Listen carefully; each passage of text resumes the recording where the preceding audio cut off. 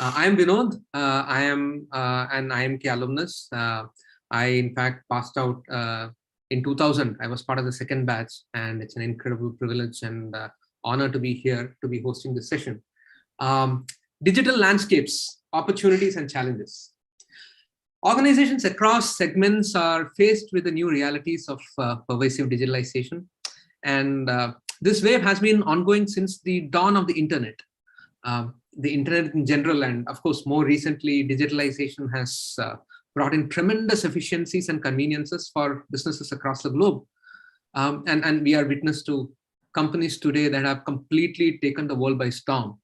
In fact, if you go 10 years back in 2011, if you look at the top 10 companies in the world by market cap, you had 2 technology companies.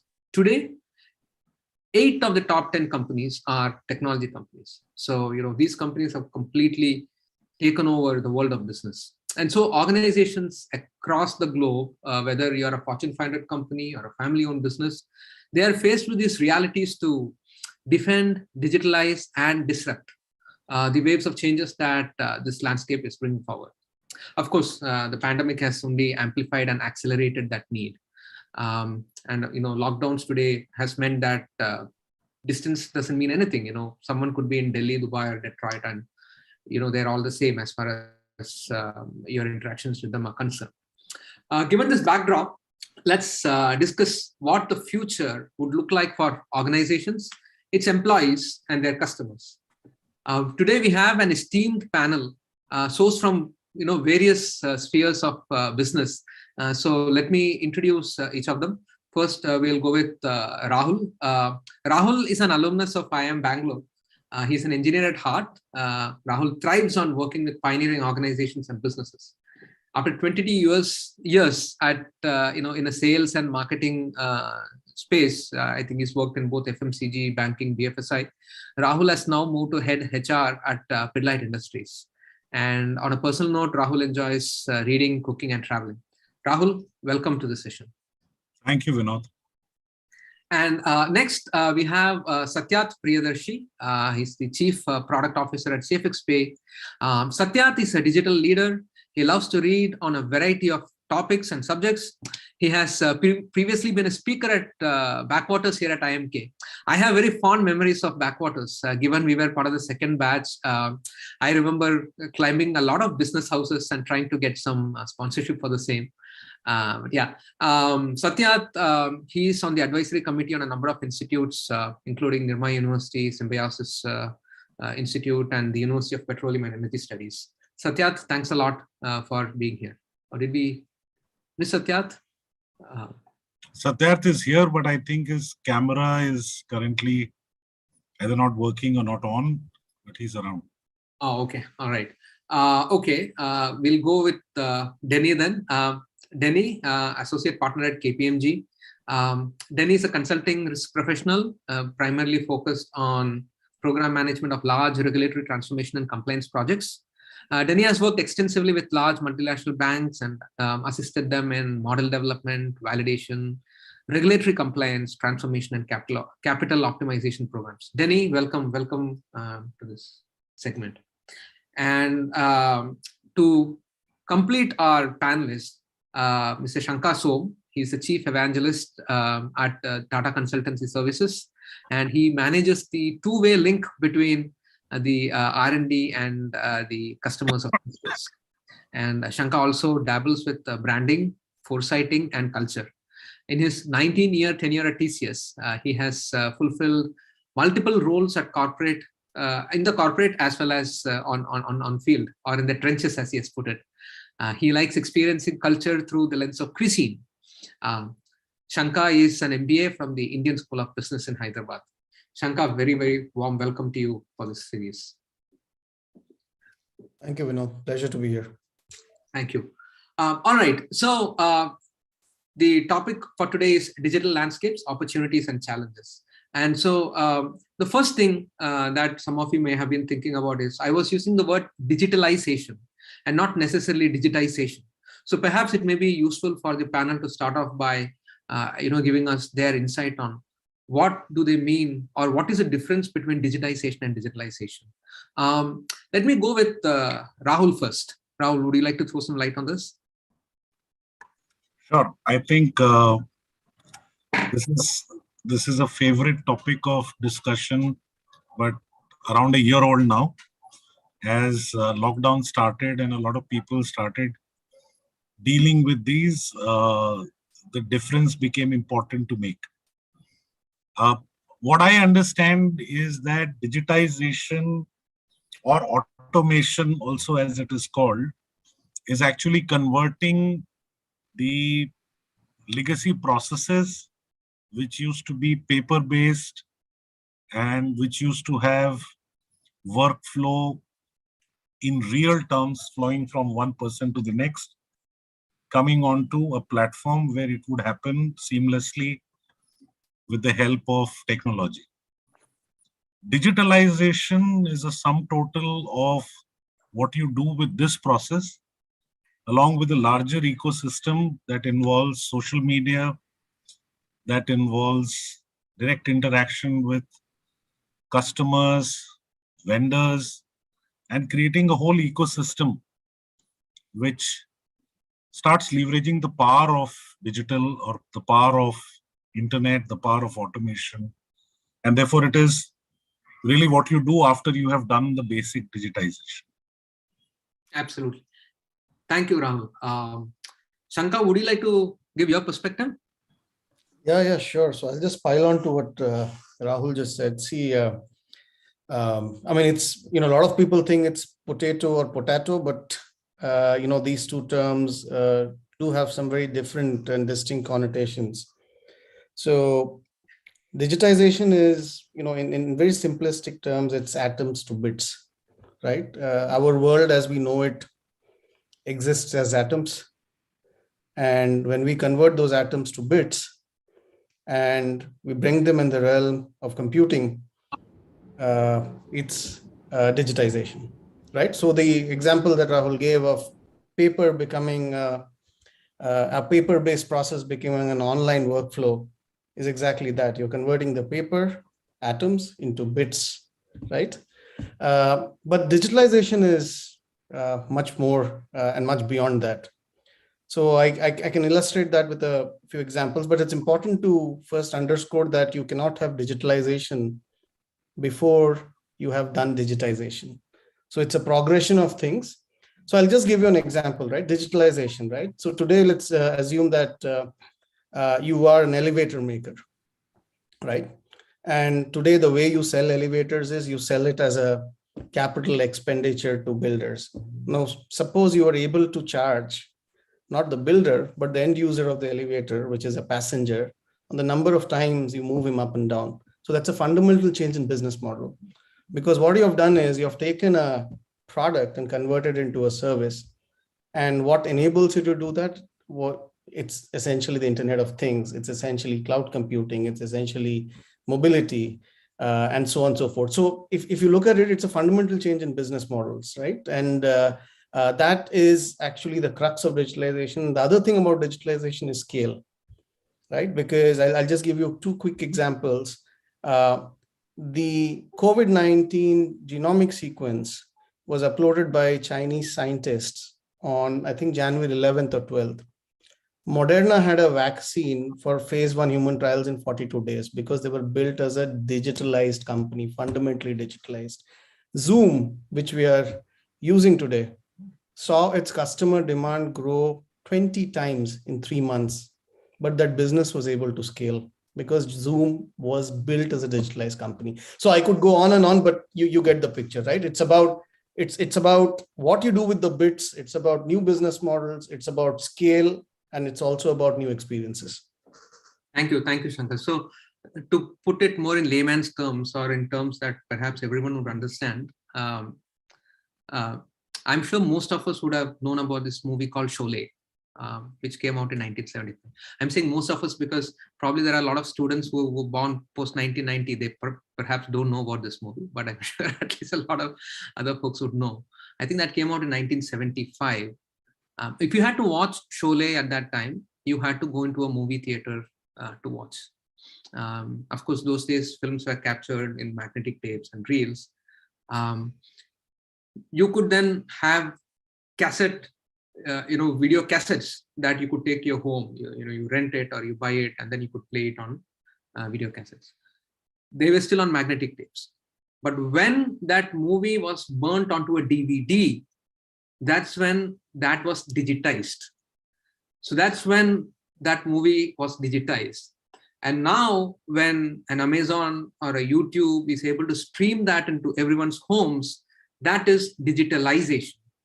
So, so that's sort of how Sholay has moved from, being in a certain way to having been digitized to have been digitalized. So that sort of gives us a picture of, how, what digitalization is and, what digitization was. Cool. I think that's a great level setting for us to actually move forward. So let me come to my next question, and perhaps I'll ask this of Satyarth. What, Satya, do you think are the two very exciting things that digitalization has brought for you, especially in your side of business? Of course, I mean, first, thank you, Vinod. Two exciting things. So, of course, as one of the examples that Som earlier gave, I would say, so two things that excite me: transformation of online processes into digital, that was already kind of covered earlier. And the second one is, so there are two kinds of places that companies are in. Either they are in an offline world and they kind of want to come into an online world with digital processes. And the second layer is that there are some digital processes which were set up like 10 years ago or 8 years ago, but with the new advancement in AI and ML, these processes are again being relooked. And most of it is around hybrid processes, which had some computational and some human element, where computational element and human elements were kind of doing a hand-on, and that now can be completely done in an automated way. So these are the two places where I see most this thing, particularly in my company, most hope, because the impact is that it allows us to scale rapidly, and it allows us to kind of keep the manpower same but do more. So doing more with less is something that is the crux of this new adventure that we are on. If you look at other industries, I also am excited that the same processes actually. So, for instance, for me, they allow me to do more.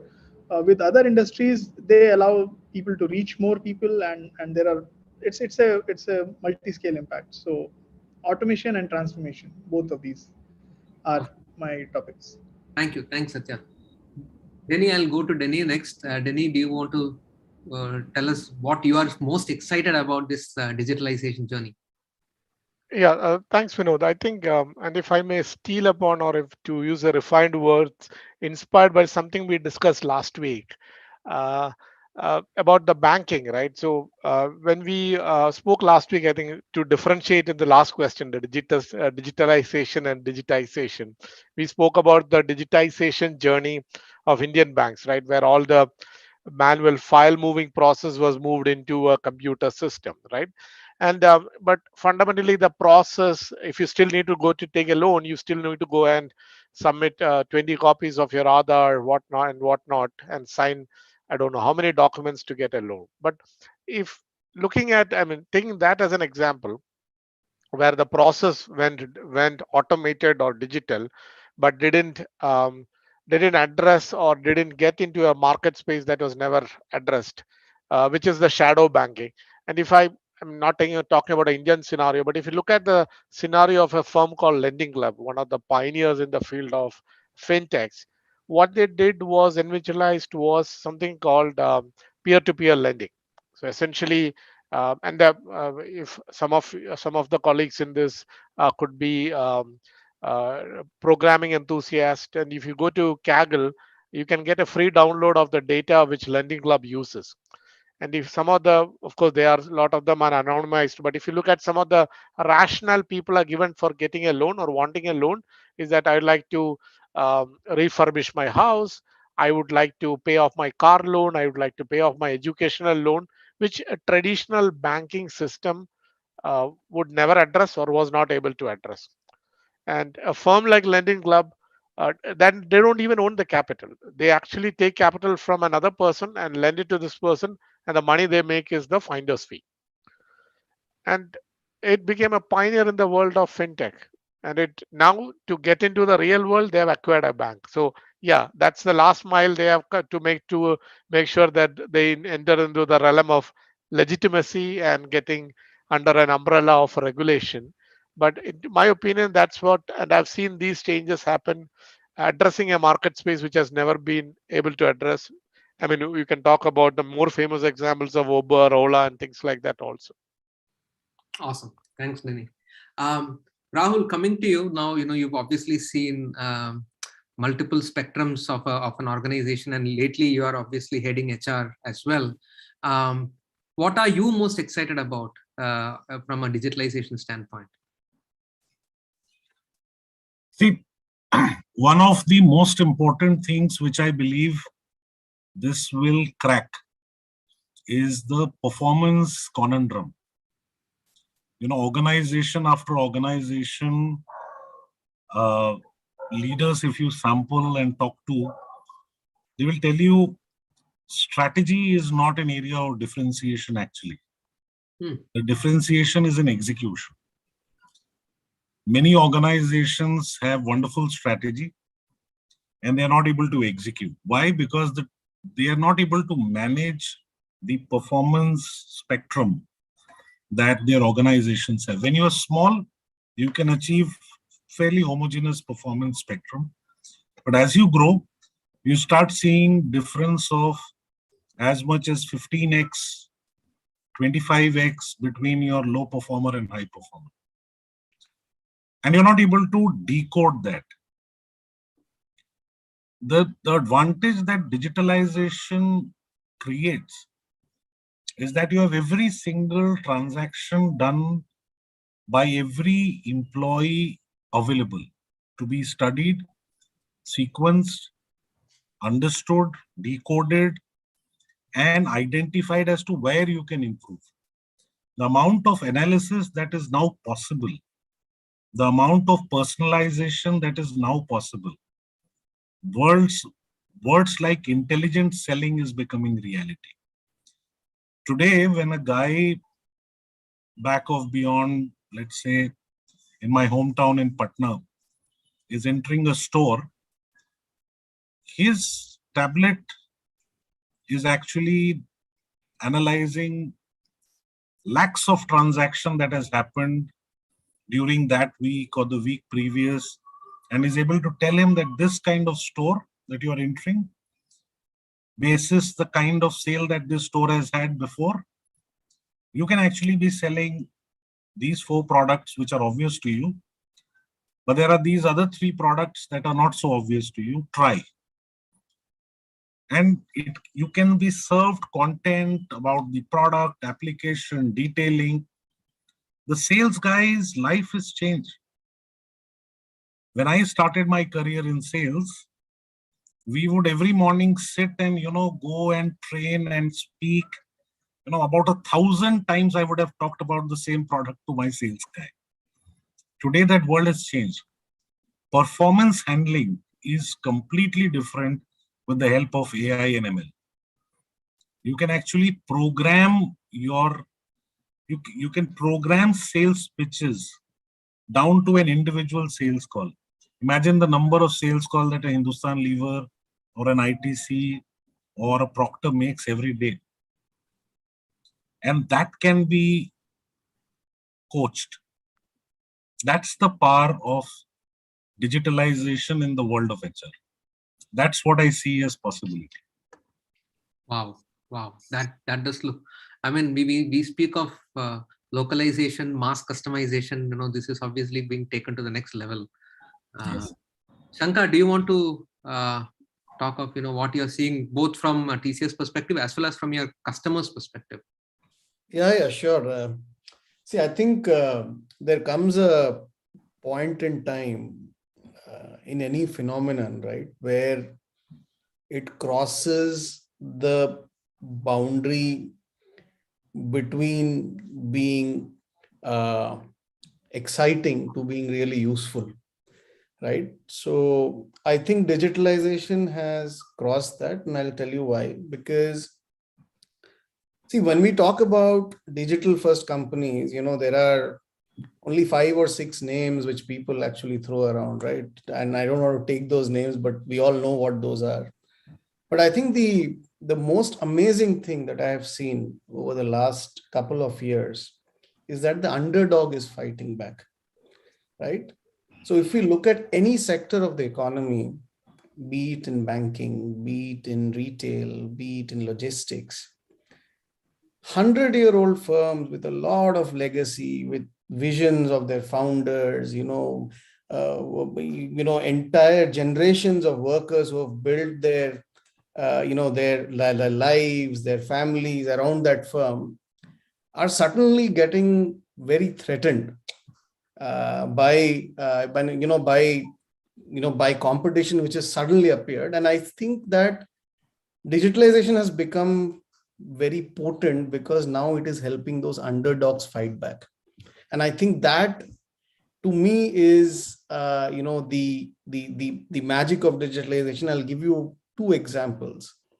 So the first is it's a TCS example where we are working with a 150-year-old postal company in Europe, and we are helping them fight the challenges and the competition that they're seeing from web scale logistics companies. And I'm amazed to see that 200-year-old institution use robotic manipulators, autonomous ground vehicles in their facilities, right? The second example I have is from a small bank in Europe, which felt threatened by the entry of digital payments. And they were able to launch a new payment service in about 1 year's time. It's a peer-to-peer payment service. And they were able to not only beat the competition, but in a year or two, they actually had covered 75% of the population of that country.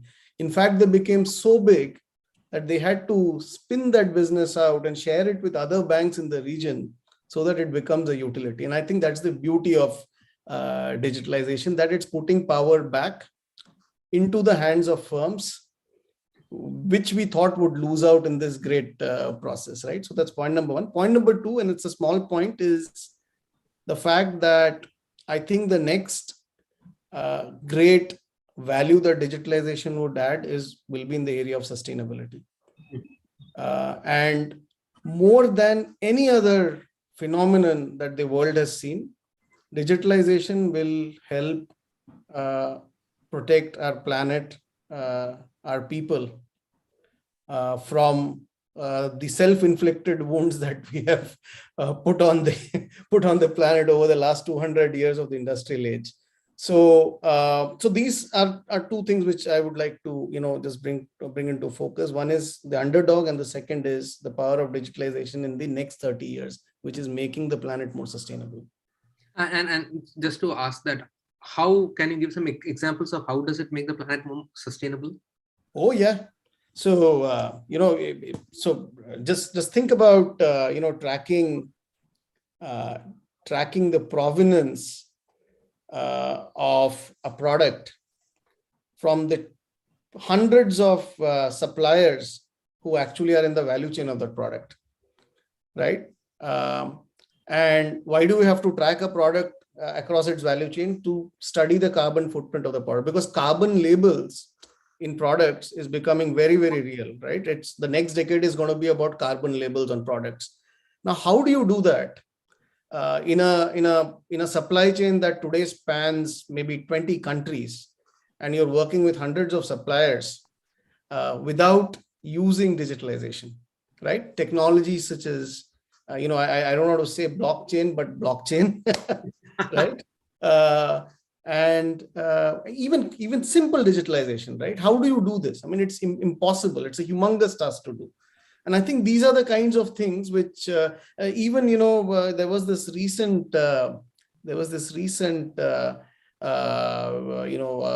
item in the news where there was an oil company which was talking about the fact that they were quite green, but now using microsatellite data, you're able to actually see that the methane emissions from their sites was actually not what they were claiming, and this would have been impossible without digitalization of satellite imagery, right? So back to you.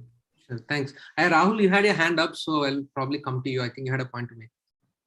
No, actually, a train of thought kicks in when Shankar talked about how do you get legacy companies to realize and change. And, I think, again, the power of digital is in how we are doing education to people who are highly educated.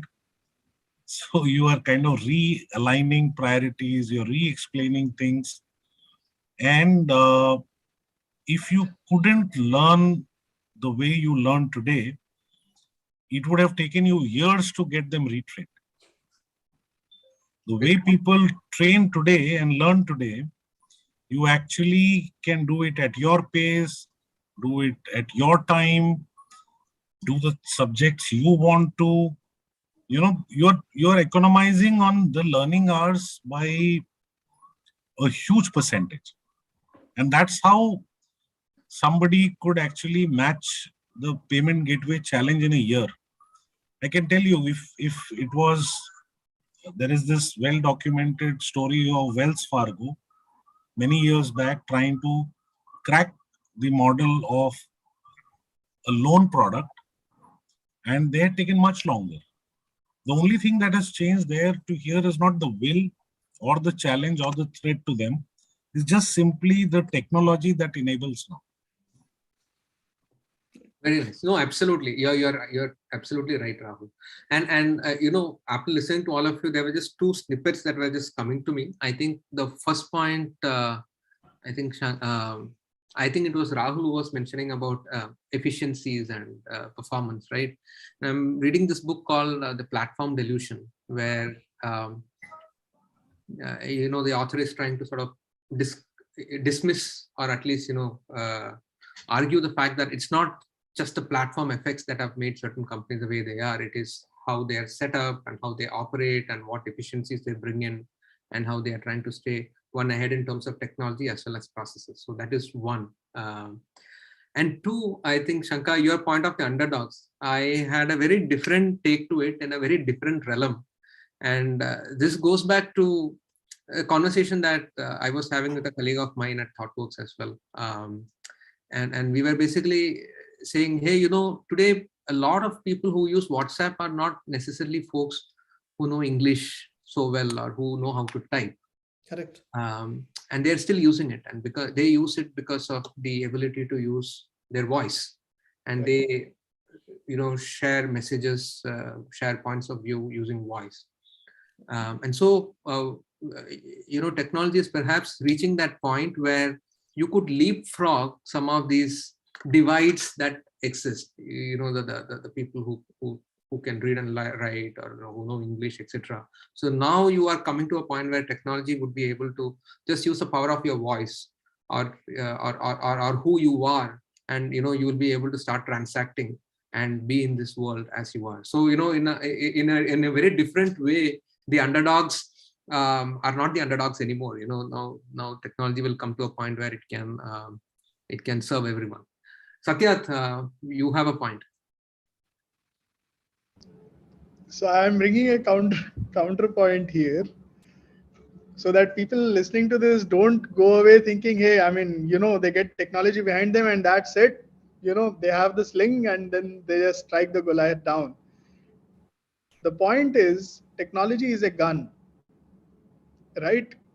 If the underdog has the gun and the Goliath does not, yes, they can shoot the Goliath down.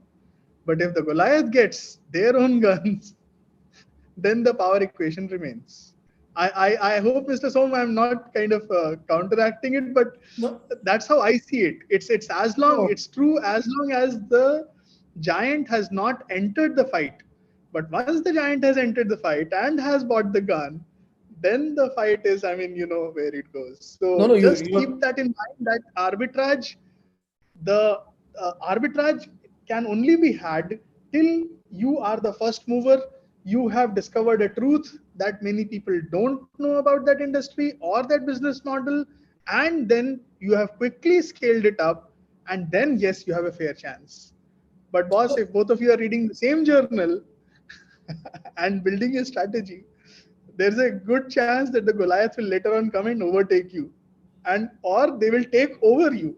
You know, which has happened in India in so many cases, so many companies. So that's a limited no, no. point. It's a very fair point. So I think it would be very naive to say that you put technology to something which is not competitive and it suddenly becomes competitive.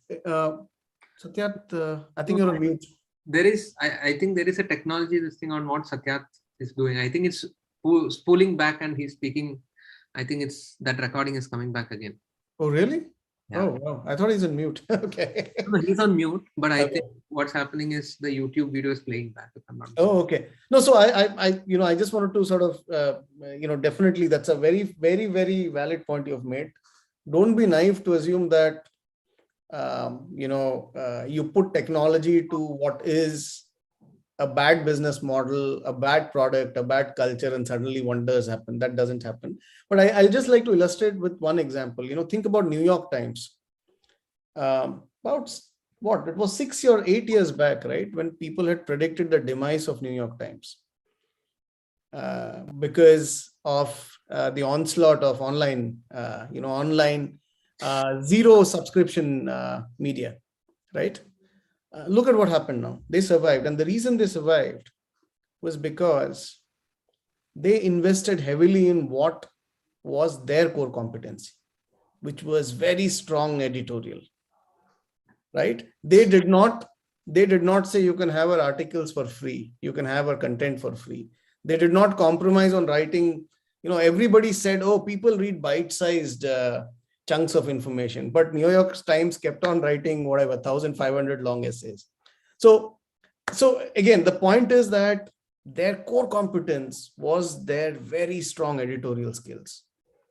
And once they had technology to marry on top of it, they were unbeatable, right? And New York Times is back again. There's no two ways about it. They're back.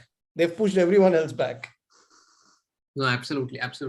Thanks, Anka. So I think I'll take that as a segue. Satyat was essentially putting, he was sort of challenging the point that, the Goliath can also come and fight back. So Satyat, let me go to that next question that Anyway had, which was, what are the downsides of digitalization? How do you think this is going to impact the world of business in a wrong way?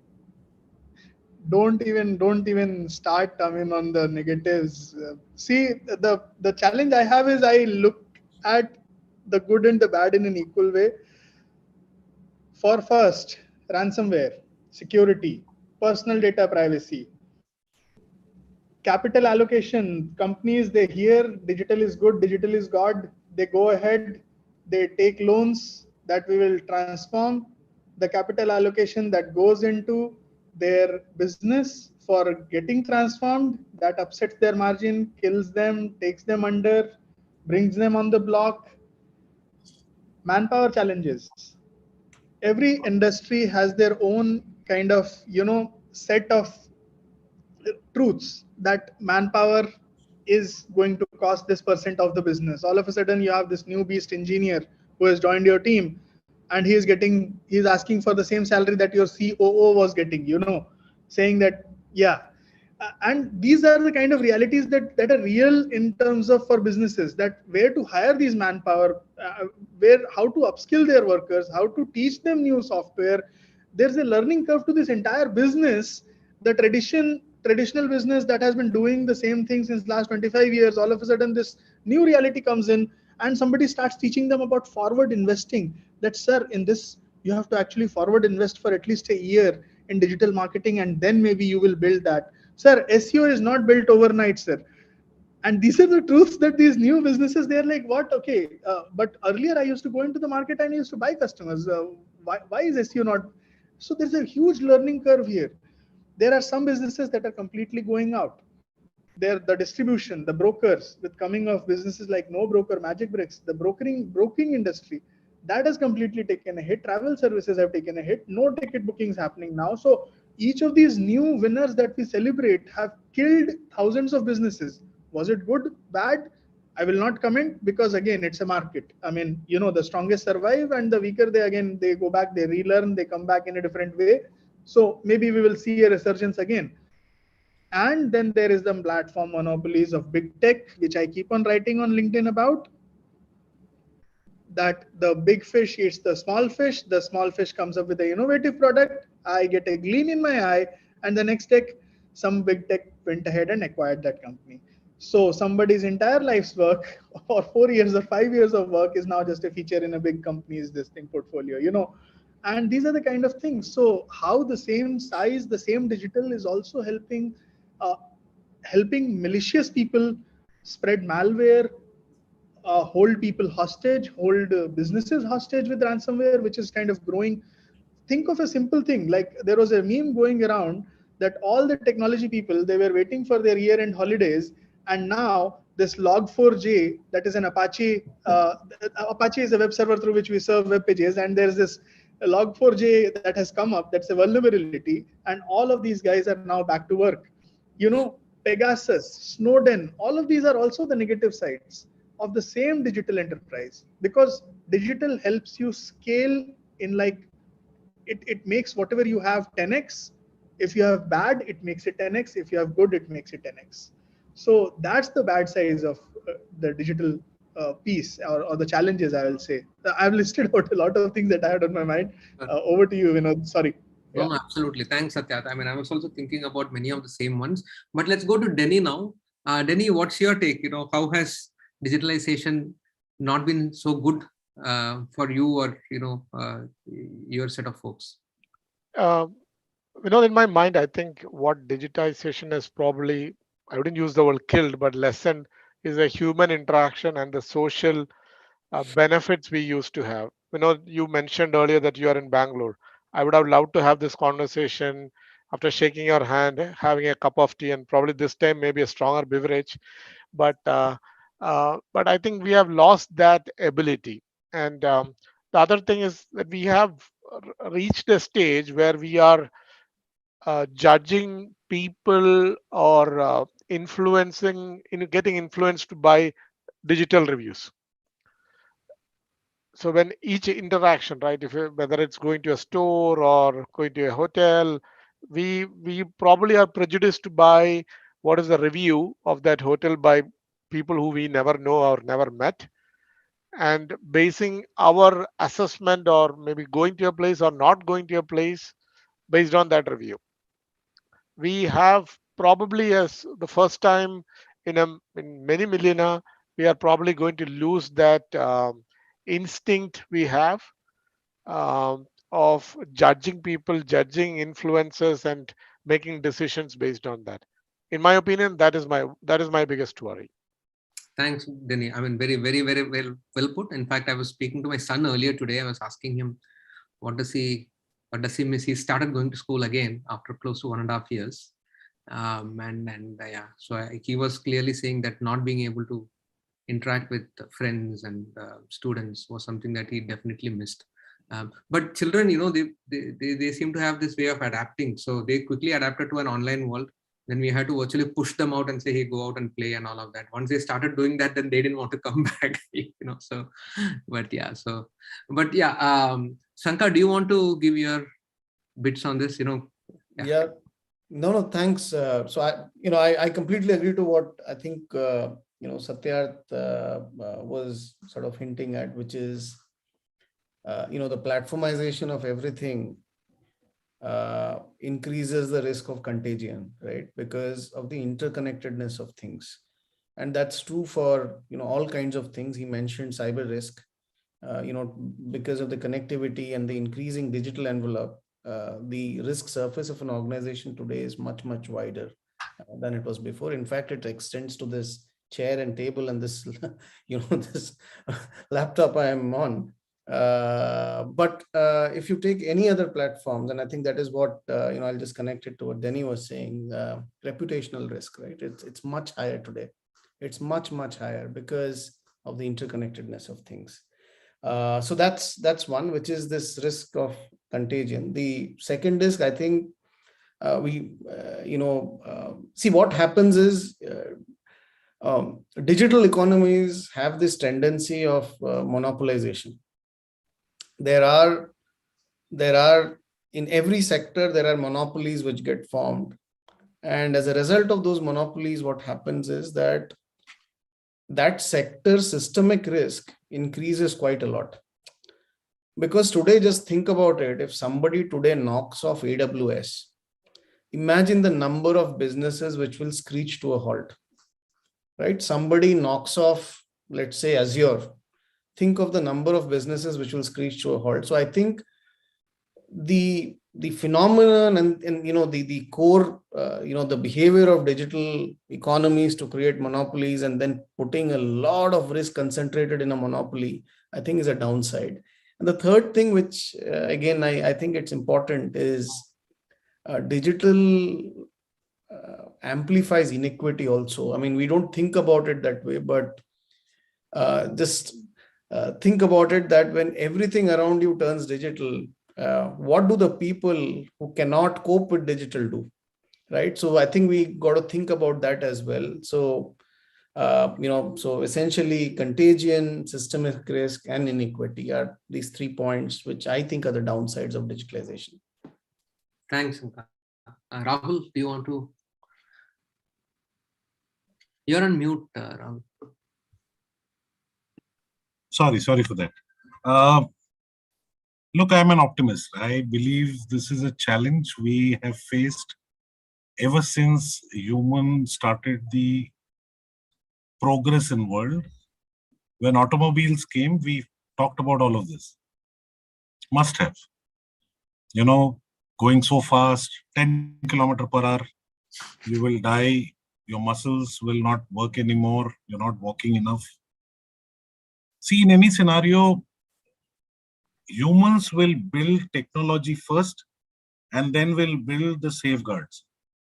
That's what has been happening. And I'm absolutely sure Denny and his tribe will grow this and we will have enough safeguards built very soon.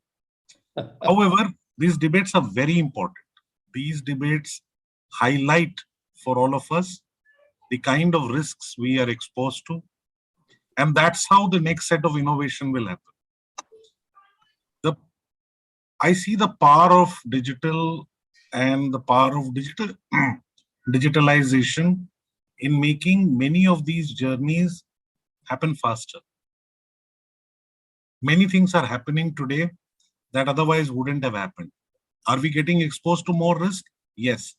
Are we familiar how to handle those risks? No. But isn't this the exciting part of being in business? This is the exciting part of being in business. That's how you build new business. You will find opportunities for new products and services around security. You will find opportunities for building safer technology. That's how seatbelts happen. The digital seatbelt will happen. Better braking system will happen. The ability to balance you around a curve will happen. All that will happen. I'm comparing digital to automobiles only because I think before digital, the one large ubiquitous technology change that happened was automobile. With high amount of problems, pollution, accidents, not safe if in the hand of the wrong people. Go back 15 minutes in our debate and that's what we are saying, right? So it will require study, careful study and improvement. That's for sure. It's not right now at a place where one can call it green. Taking the cue from the fact that today's people are believing if automobile is green, it is all safe. It still isn't. There is still a lot to be done. But that's the journey of evolution. That's how I look at it. So would stay an optimist, would keep pushing, and finally would say one thing. The one thing that will not go out of fashion is the intellect of a smart businessman, who every single day will keep balancing the risk and the return. Will slowly learn how to handle and understand the risk of digitalization and would start managing the return. That's the game, according to me. Very, very, very well said, Rahul. Beautifully put. Actually, when you mentioned about how humanity learns to adapt to what's, to all these new technology changes, I must actually go back to an earlier conversation I was having with Mr. Rajesh Nair. He's doing his PhD in IMK as part of the practice track. And he was telling me about this concept of digital amnesia. And the fact that now we don't remember anybody's phone numbers.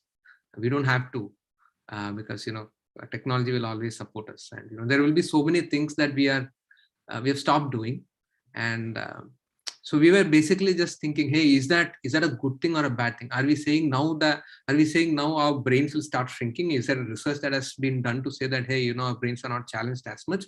Or does it mean that our brains are now given more space to do more complex things? I mean, you could look at it in both ways, but it's an interesting point, and that perhaps takes us to the next question, which is around where can academia come in, and where can academia make a contribution? And of course, in this case, because we are within the platform of the IIM World Management Conference, specifically perhaps from a management space. What do you think could be academia's contribution to this world of digital landscapes, and how can they help businesses? I think Satyat has raised his hand, so perhaps, yeah, I can. Sorry, Vinod, I actually raised my hand for the previous point to what Mr. Rahul was saying, but I think the hand went up right now. So since we have moved away from that point, we will continue. Sure. I will not take up Sure. time. But do you want to take this question? The academia, how they can help? Yes. Hello? Yes. Yes. Oh, I mean, there's only, so actually it segues well.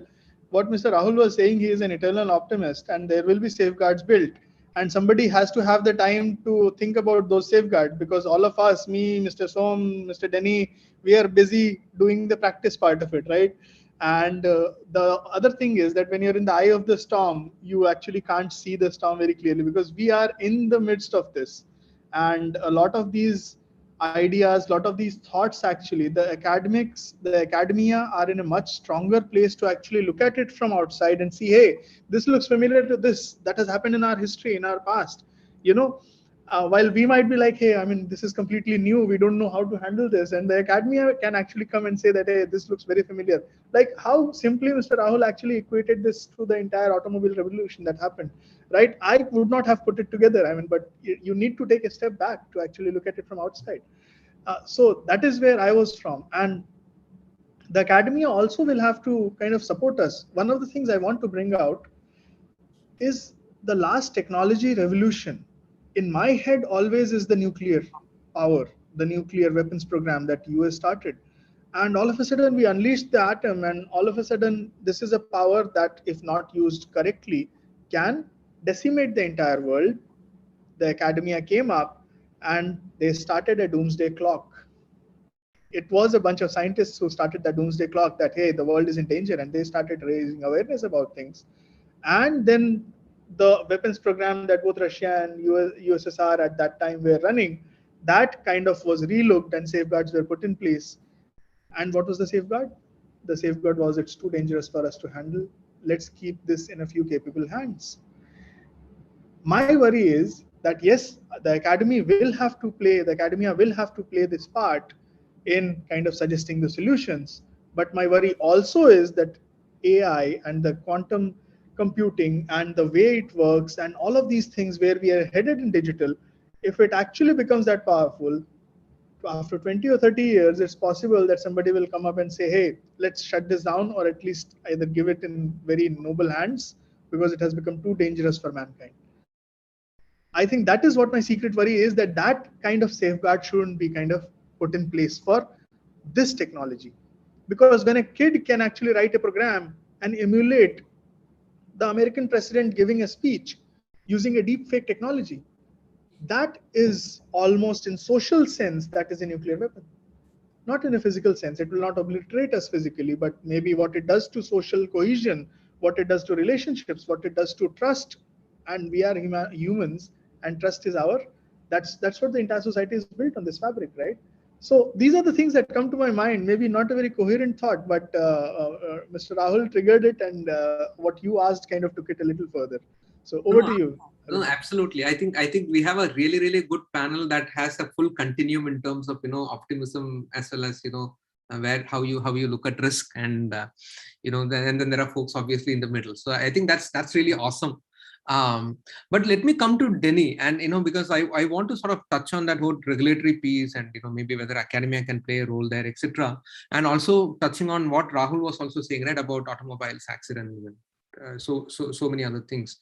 I have personally felt that perhaps regulation has not been able to stay abreast of technology, or perhaps even stay behind technology. You get drones, and then you figure out a policy about drones.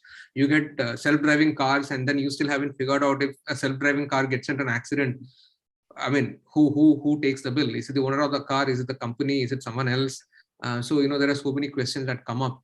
So is there a place for academia to be able to come in here and do something, or of course, even otherwise from an academia perspective? What's your view, Denny? Very interesting question. I think usually the regulation is the proverbial cop who comes in after the thief or the robber has gone away. That's what history has always told us or taught us, and we have seen that as well. And academia, in my opinion, also has that same challenge, because see, academia will only, if you look at anything, right, a business scenario, if it succeeds, and more importantly, if it fails, it becomes a case study, right? And then people study about it and do an analysis, SWOT analysis, and figure out what had happened. I don't think, in my opinion, and I'm happy to be corrected, that we do a really good job uh, in uh, in articulating or inculcating that kind of environment within the academia, so that people come out with a skeptical mind and challenge the status quo, or look at things and say, okay, this may not be the right way to do a thing. Let's try this way. Of course, there's the other side of it. We all, and me included, has been the one newbie MBA in strategy who would have come and thought everything in the company they're doing is probably useless, and I have a better way to conquer world domination, right? So it's the other way around. I don't know, Vinod, I really answered your question, but I think, but financial, if I take the world of finance, right, financial innovation and risk management have come a lot from academia direct application. Black-Scholes is a great example of how a risk taking, but one can debate, it took into the financial crisis of 2008 into a whole different level. But financial innovation and risk management has always been something which academia has been able to provide to the industry, especially for banking and financial markets. But in my opinion, they usually lag behind, and I think there needs to be uh, people like you who go back to academia. You just talking about planning to do a PhD, go back and probably turn the wheel. Cool. Thanks, Denny. Before we move on, I see there is a question here, and I thought this question is triggered by what Satyat had said. So I thought maybe we'll take this now, and then go back. So Hetal Sonpal has written interesting analogy by Mr. Satyat, comparing the tech revolution with the nuclear weapon revolution 1945. So are you saying that like the nuclear powered nations were roped in to limit the usage, similarly, the governments are right in regulating the Amazons, Googles, and Facebooks of the world? Satya, do you want to take that question? Sir, I won't say that Amazon or Google will be regulated. I see more like technologies like quantum computing might be regulated. Bitcoin, we have already seen. Actually, I was just going to say that in one case, government did not kind of lag behind. Before the technology hit the country, government was ready with a law, so, or at least a policy on this. So I believe that some of these technologies, and we are just talking in core digital and core technology right now, right? There are other ancillary parts where the technology is also playing a role. Look at CRISPR, or look at genetic sequencing or genome sequencing, which heavily depends on the digital plus whatever research has happened on the bio side. One scientist in China could actually create a genetic twin, clone a human. And imagine, if it really gets as popular as a mobile phone, or maybe not, but you know what I'm trying to say, that if it really gets popular, then what if somebody is secretly creating a superhuman in a lab? Where does this go? So a lot of these technologies, I'm talking more in terms of technologies like quantum computing, like CRISPR, and these are so powerful that we don't know where they will lead right now. As long as quantum computing needs a very heavy lab to maintain, maybe it will be with institutions. But if something like what happened to the mainframe turning into a laptop happens with it, uh, there are a lot of ifs right now, because we are in a very interesting time in I think this evolution. So I don't know. Uh, I don't think that governments will ever be regulating Amazons and Googles, because now they have become bigger than governments in a sense. So that is not going to happen. Governments are made of people, and people can be lobbied, at least in US. So I don't see that happening, but I definitely see some of these things happening where certain technologies are restricted. You need a license. I was actually going to come and say that look at a gun, look at a handgun. A handgun can be bought by anybody in US just with a license. But in India, you actually need to go and petition and give a reason and why you need a handgun. And we don't have handguns here in every household. And it's a technology, right? So one government has said that this technology is too dangerous for their citizens. Another government has said, hey, we think you're responsible and you can handle it. Oh, imagine what if that happens. One government says that it's okay, the other one says it's not. So many thoughts again. I'll lead it back to you. Absolutely. Shankar, you raised your hand. So I mean, in response to that question, so I think it's very important to sort of draw a line between regulating technology and regulating digital businesses. Those are two completely different things. So what Satya spoke about, CRISPR, about quantum computing, about a host of other technologies, that's a very separate regulatory issue, right? It's about fair use. But digital businesses, on the other hand, I think I think you always need to ask a question that if you take a digital business and a physical world equivalent of that digital business, I can't take names, but I'll tell you. You take a fully digital business which has scaled 100 times in the last 100-fold in the last 5 years, and you take the analog or the physical equivalent of that, and you continuously ask the question that what is it that these guys, the digital guys, don't do, which lets them serve the same customer at 1/10 the price point, and what is it that the physical business is doing which is increasing the cost to serve. And if the answer to that question is, you write it down and you ask yourself that, is that fair? Does that make the world safer? Does that make the financial system safer? Does that make staying in hotels safer? Does that make taking a taxi safer?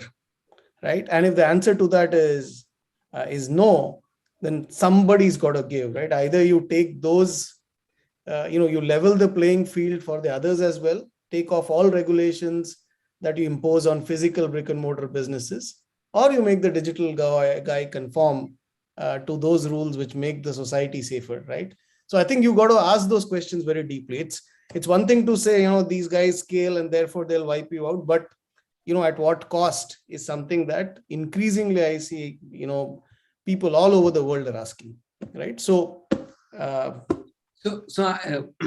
I think also in the interest of time now, let me move the academia question itself in a slightly different direction. And of course, there was a regulation part. But then I truly believe academia can play a big role, and we're talking about data, privacy, etc. So you could look at it as data exhaust. Depends on whether you see that as gold or you see that as a pollutant. But then that data exists, and all of us are practitioners. We are perhaps consumed in our daily operations. We are at the most, we look at our competition, at our customers, and so we sort of model and pattern things the way we can. But I believe academia is in a very, very good place where they would be able to abstract this, do multi-industry studies, and give insights to, let's say, one sector basis what they have seen in a completely different sector. I mean, it'll be awesome if pilots can learn from doctors, and engineers can learn from chefs, for example. And I believe that that power exists for academia today, because there is so much of so much of data available, and it's a question of how they'll be able to put that together. So with that as a thought, let me go to Rahul and see if he wants to extend on that. Rahul, you're on mute. This is the one line that I have heard about 1,000 times in the last 2 years. Rahul, you're on a mute. I think the biggest thing that academia will do is to ensure debate happens. The second big thing it can do is it can assimilate from a very different point of view, which is what Satyarth talked about, and I thought that's a very important thing that academia does. The third thing that it can do is it can get future talent, whether it is engineers, doctors, scientists, managers, ready with this view, more tuned to the future coming out for the world. And it can archive. The power of archive is possibly the most underrated power. The reference that it offers, the ability to go back and compare current with the past, the ability to draw and learn from what we have done well or failed at. That's what academia does. To me, academics are the people who are holding the continuity through the generation. Academics and writers are the two people who I rate the highest. And then I rate the teachers, because somebody has to convert all of that and tell us. So I believe academia can do a hell of a lot. I think it is limited by imagination, that's all. This time I can tell you are on mute. Yeah, thanks. So obviously one of the downsides of digitalization, we still haven't gotten used to this. Earlier we could keep our mouth shut, but now we have to use our hands to actually go and sorry, Satyarth, you have your limited point. I'll quickly hit and run with limited point. That the definition of academia is not generally somebody who's kind of sitting in a lab or doing research or a PhD or a doctorate. If you look at a lot of computer technology that has been built, like you look at Java or look at a lot of these systems that have been built, they have actually been built by academia. But they were computer science academia. They were researchers and they were deep scientists in computer sciences. So that is also a kind of academia that has been furthering the cause of computational and computers in a sense. That was one point. And second was, I wanted to also connect your previous point that a lot of computer systems, if you see, actually mimic other sciences. We talk of neural networks. Why do we talk of neural networks? I mean, where did this even, who told even computer scientists that there is something called, this is how brains and neurons, that this is how brains and neurons, they work, and pardon me.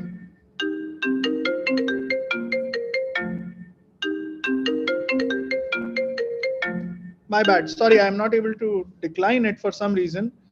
I think, so that's my cue. I think I'll mute. But there is a lot of mishmash that has already happened and the negatives of technology we were saying. So I just added one more one. Yeah, so this is one of the things that I think that academia has already given a lot of direction to computer science, both from within and from bringing in a lot of these things outside. The way computer nodes are discussed, the way redundancy is built in, the way architectures are there. I look at that and I look at life sciences and I see a lot of common pieces over there already. So over to you, Vinod. Sure. Thanks, Satya. Shankar, do you have any points? Yes, yes, thanks. I just had one quick point. See, my personal feelings, I was in an MBA classroom about 11 years back, right? So, but going by what I, experienced 11 years back, I think the core of what we teach, management graduates today, I think it's still rooted a lot in the industrial age. So I think if academia can do a favor to the world, it is write a playbook for management education and for future business leaders for the digital age. And I think it's there in parts, but it's missing in entirety. Right. So I think that's one point I'd like to leave, if there are any profs listening in on this, that we direly need a playbook for young business leaders or emerging leaders, which will let them survive the digital age. Most of management theory is still rooted in industrial age. No, absolutely, Shankar, and I concur with that. In many ways, we were talking about digitalization being pervasive, but what I have seen is that even now academics and at whatever level, right? So they teach the sciences or they teach a certain subject, and then they teach IT separately, and the two needs to come together so that we do not have to dissect and learn. We sort of converge and then put them together and then learn together, so that students would at once understand the subject and the discipline, and also understand how to utilize that in the digital age as well. So with that, let me go to the next question, and this is perhaps more rooted to your own organization, how you conduct your day-to-day business and everyday activities. And so the question I had, and I'll go around the table, right? So just from a governance aspect of how each of your organizations today run and what digitalization has meant for each of you. And let me go with Denny first. Sure. So, I earn my bread and butter by trying to guide, or I wouldn't even use the word advice, guide clients on how they can align themselves to the regulatory complexities they are faced with, irrespective of the industry. And primarily, I focus mainly on a highly regulated industry, banking. Now, where digitization comes into play and where it is being leveraged is kind of getting to providing one person of an organization, which is usually the chief risk officer, a view of what is pervasive for him or her across the organization from a risk of how to, in lack of better words, how to solve the problems which keeps her or him awake at night, and subsequently how can he lessen the worry for a CEO. So bringing that one view from a risk management perspective is something which we strive to do and try to add value to our clients. And that's probably in lack of better words, the golden rule from a consulting perspective. How you can look at the complexities around the world and different things moving fast. We talked about a lot of things in the prior conversation as well, which comes into play. I can give you an example. See, if you look at probably what would have been the top 10 um, top 10 risk which a firm would face a few years ago. I mean, probably a lot of people would say cyber, reputational risk, something like that. Today, a lot of firms identify inclusion and diversity or talent as one of the biggest risks they face, right? We read about great resignation and things like that. So I think these are some of the things which maybe 2 years ago, if you ask anyone, we're not probably in the forefront. Today, that's what is coming. So that's where I think, I mean, me as a practitioner and a viewer of the consulting business sees that there is a lot of change, and the little value I can add to a client is to provide that pervasive view and help that particular stakeholder drive through those complexities. Thanks, Dhani. Let me go to Rahul. Rahul, how do you use the digital world today to run your operations within Pidilite? We have learned a lot of stuff, Vinod, over the last 10 years on how we manufacture, sell, and hire, retain, and capture value. Many things have changed with the help of digitalization itself. And what I also realize that the awareness levels within the organization has continuously risen. We would have been stuck and dead during pandemic if we hadn't digitalized enough. We wouldn't have been able to run our operations. We wouldn't have been able to connect with our people. I wouldn't have been able to pay salaries on time, hire people. Because we did all this, we were able to run very efficiently during this period. And that, I think, gives us confidence that more can be done. Much more can be done. We also realize acutely that digitalization means competition will learn faster. We will have to stay ahead. And that will mean we will have to keep investing and keep learning and keep doing new things continuously. Otherwise, we will get replaced. I actually believe the David Goliath example that Satya talked about is a very valid example, and who is the David and who is the Goliath changes so rapidly thanks to the digitalized world that if the Goliath thought that he had won the round one and sat down to have a cool drink, possibly he's out because somebody else is going to be the David very soon who is going to kill him. And that's exactly what will keep happening. I think we should take a slightly relaxed and at times funny view, look at the funnier side. I think this whole thing is keeping us on toes, is ensuring life is interesting. It's possibly going to allow a lot of us consulting careers after our corporate career is over. And this is also going to be a benefit. But while I sound highly optimistic, and I must tell you, we fully understand that this journey will require a lot of education, a lot of learning. So at this point of time, we are investing a lot of time learning more about it. And I think we are going to be doing that for the next few years at least. Absolutely. I think the way things are moving, I guess we'll always be permanent learners. The more we learn, the more there'll be very well advancements. But let me go to Shankar now. Shankar, do you want to talk of how you use digitalization on your day-to-day work? Okay, awesome. I'm getting to tell Shankar he's on mute. Yeah, thank you. No, I think the fact that we are on this call is day to day, right?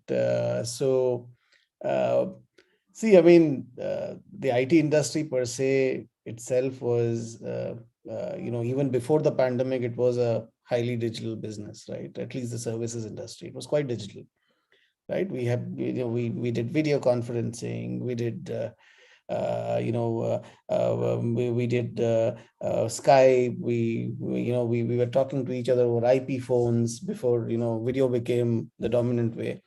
So I think with that, I don't think much has changed. But one of the largest change management exercises that at least I have seen in the last 2 years is moving the workplace to the home. At least, I think kudos to Indian IT.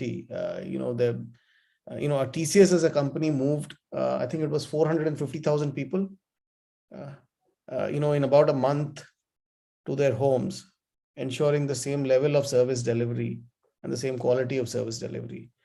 And I think that wouldn't have been possible without, the highly digital nature of the business, right? That is, definitely the thing. But coming to end use technology, right, which people like us build for our customers, I think there are a lot of interesting questions starting to emerge, especially when we use AI in systems which make decisions about other people's lives. So I think that's a new kind of risk that people will have to deal with, which is falls somewhere around this whole fuzzy area called explainability and AI ethics and a multitude of other things which come together. But I think those are increasingly the new types of risks that organizations would have to deal with. You launch a new score to a AI based score to decide which of your employee deserves a raise. You're in for trouble, mister, right? Because unless you're able to explain on what basis that decision was taken, you might be opening yourself to some sort of a legal opportunity for somebody, right? And when you actually extend this analogy to areas like consumer lending and making decisions about people's health, you're actually broadening the the pickle that you could get yourself into, right? So these are new kinds of risks, and I think we will, I'm actually in Rahul's camp now. Being the optimist, I think we'll learn to deal with it. Cool, awesome. Thanks, Anka. I'll go to Satyat now. Satyat, so I know right now you play the role of the Chief Product Officer at SafeXPay. How is digitalization? How do you use digitalization on your day-to-day work? I think pretty much, I mean, all our lives, I think what Mr. Som was saying, it's the same as far as the tools and technologies are concerned. It's just, so I have two set of customers. One would be internal and one would be external. I have to take care of both of them. The external customer cares about things like security, privacy, and convenience. The internal customer, along with all of these things, also cares about efficiency. And then you have to kind of keep on churning this product out. But if I remember it right, it was Clement Attlee, who was the Prime Minister of Britain in 1948, in one of his speeches in the House of Parliament while presenting the budget, said that, sir, it's not that we can't meet the ends, but by the time we have enough resources to meet the ends, somebody has moved the ends. So that's the life of a technology person or a digital guy in today's world. By the time you have finished with the entire thing, somebody has come up with something new, a new proposition, a new technology, a new solution, a new way of working on something that you have fixed 1.5 years earlier. So you again go back to that, and then you're kind of, so it's kind of an endless cycle that you're in, because the technology has changed and it has taken up so much pace that by the time you have done implementing an analytics system, you realize, oh my God, I mean, there's a new company that has come with this and they are doing this, and this part of the implementation is something that we have not done. Let's get that one in, and so on and so forth. So it's an endless kind of a cycle that I think there is. What I want is the teams or the people I work with to have this understanding that yes, at some point it is a passion and at some point it will become a job. So not to kind of go ahead and completely consume themselves in this. Part of what Mr. Som was also saying, like working from home. So we sometimes in technology, it becomes a 24-hour thing. And earlier I gave an example of this Log4j, right?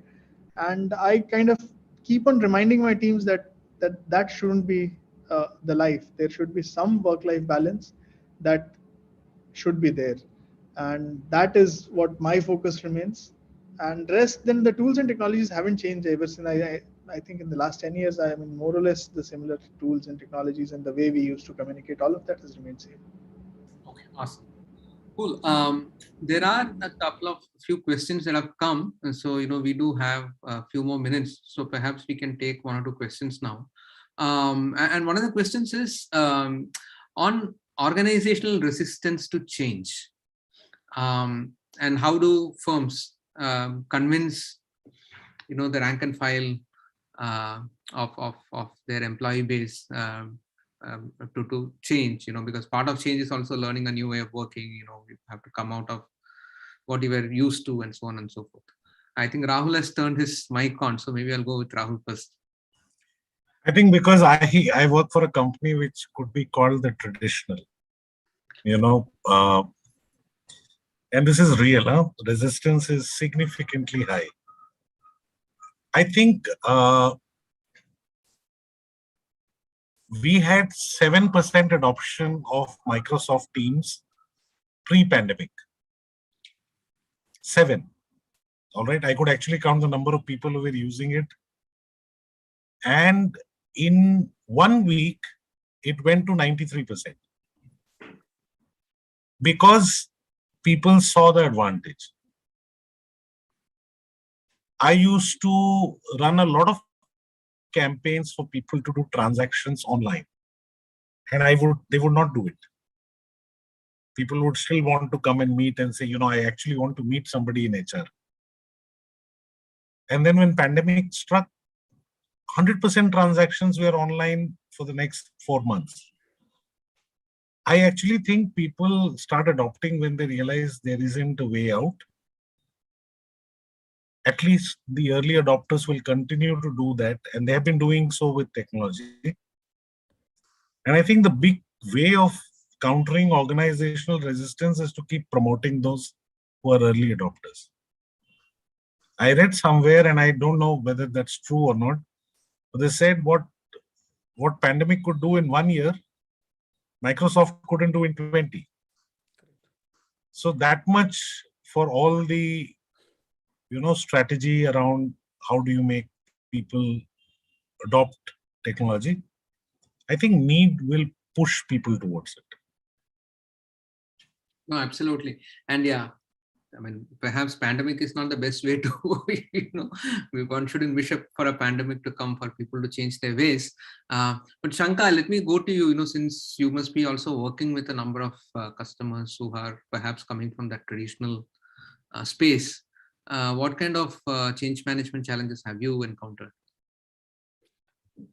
See, pretty much moving people, like as Rahul said, moving people to an online way of working hasn't been a challenge at all. But I'm sure, Rahul, in your industry, which actually is also quite physical, I somehow think the transition of industries which are in the physical world, which make things, have production lines, that hasn't been quite easy. Like it's very easy for us in the services industry to switch on our laptops and enter the digital world. But across at least the customer base that I have interacted with in the last 2 years, the transition of industries rooted in the physical world hasn't been that easy. People still have to come to production lines. They still have to come to factories. While there are physical distancing and safety measures in place, but there is no getting around it. And which again brings me to the conclusion that there is a lot that digital has to do. Especially your ability to remotely manage and operate physical equipment, that capability has to come. And I'll just give you an example, and it's not only from the pandemic perspective, but I was listening to a steel customer, right? And the senior most exec in that company was saying that most steel plants, steel plants today are in very rural and far-flung areas, right?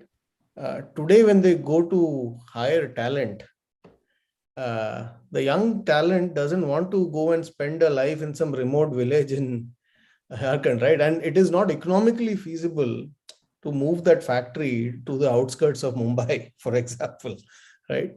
So how do you get around that? That's not an easy problem. So I think this whole idea of how you're able to safely and remotely and autonomously or semi-autonomously operate machines in the physical world, I think that's a very significant gap, which digital has still not been able to bridge. And I think that's coming next. The next 10 years is going to be about that, because a lot of futurists tell me that the next pandemic might be around the corner, right? So this thing about the world shutting down and going inside, it's been foretold that it's going to happen, right? So just my 2 cents. Thanks. I know we are almost close to time, so I would like to actually end with maybe an amusing anecdote. So Satyarth here. Yeah, Satya. I was just saying, Mr. Som, I come from a steel city. 2 of my generations have gone into the steel plant. So it's also not that the local rural people from the steel plant cities are also ready to work in those steel plants. So it's not that people are not ready to come from outside. It's that the people who are from those cities are also moving out. So it's a double whammy. So over to you. Sorry, I had to say this. Correct. No, absolutely. Thanks, Satya. That's a good insight. No, I was just saying, from a change management standpoint, I wanted to sort of give that. I found it quite amusing. So I head what we call as digital public goods and infrastructure at ThoughtWorks, and I end up working with a lot of customers who are in the government space. And when the pandemic hit, it was quite amusing on a personal level, because many of these officers have been given a laptop. And then of course they have a PC in their office as well. The laptops were being used by the children, and of course the PCs had the files and all of that. And when the pandemic struck and suddenly they realized that they are supposed to be working from home, they didn't have the files, and it took a lot of time. I mean, there were many amusing incidents around that, but it took a lot of time for them to figure out how to get the files from their PC to their laptop, especially now that they could not get into office. And the technology was there. They had 2 machines, and still this sort of happened. So that was certainly, yes. I mean, change is not that easy, and people are working in different styles and forms. But yes. We never said, sorry to interrupt, we never said that digital will make you smarter, Well, I mean, they were smart. I mean, they had a reason for that. I mean, since you were asking me, their point was they didn't work from home. They, when they were on weekends, they were on weekends, or, when they were home, they were home. So they wanted to have this excuse to say that I don't have the file. But of course, things changed. So which way you define smart is also a different point. But yeah, I mean, this has been a really, really interesting conversation. I think we've heard insights from very, very different spectrums. Obviously there is the optimist view of, where technology is taking us. And then we probably also look back wistfully at what this means for us. We are also talking of, what are the kinds of dangers that this could pose? How do we safeguard ourselves against that? And then, of course, we touched upon, where academia can bring in their value. And they really liked Rahul's point of, how academia could be this, the almost like the diary keeper, who sort of connects the past to the present and to the future, and how they can create that continuum. And of course, they can also be able to step back, abstract, and see, what patterns are emerging, and how one pattern from a certain segment can potentially add value to a different segment entirely. So, gentlemen, thanks a lot. I know it's been quite late, and perhaps many of you have come back after hard work to participate in here. But thanks a lot. I found this extremely useful. I found this very insightful. So, Denny, Sanka, Rahul, and Satyarth, thanks a lot for making this sharing all your insights and opinions. And I'm sure the students and the faculty would have found great use of this. Thank you once again. Thank you, Vinod. Thank you. you. Thank you. Thank you, everyone, Vinod, and so have a much, wonderful by the night. way.